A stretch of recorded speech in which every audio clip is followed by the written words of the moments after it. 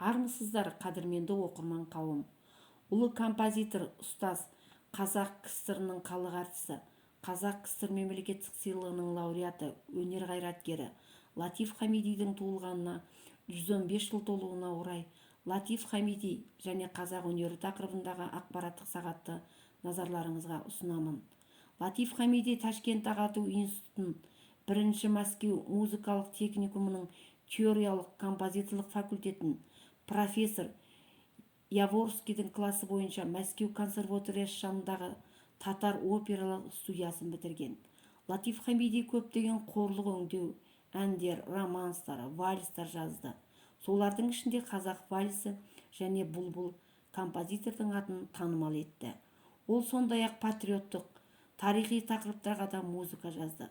Композитор шығармаларының қанат жаюы Абай, Төлеген Тоқтар, Жамбыл операларынан да анық байқалады. Хамиди музыкалық мәдениет тарихында қазақтың халықтық музыкасын жинаушы, этнограф және музыкалық оқулық басылымдардың автор ретінде қалды. 1933 жылдан Алматы қаласында тұрды.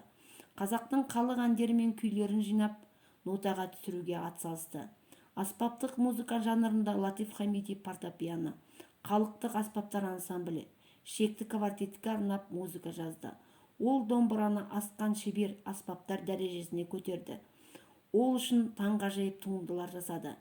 Хамиди деректі, ғылыми танымдық, көркем фильмдер мен драмалық қойылымдарға музыка жазды. Өз жолын жаңалық ашушы ретінде өткізіп, орыс және әлемдік мәдениеттің элементтерін қазақ топырағына жеткізді. Қазақ музыкасы мен Латиф Хамидидің даму жолдары сәйкес келеді. 1983 жылы 29 қараша күні Алматы қаласында дүниеден өтті.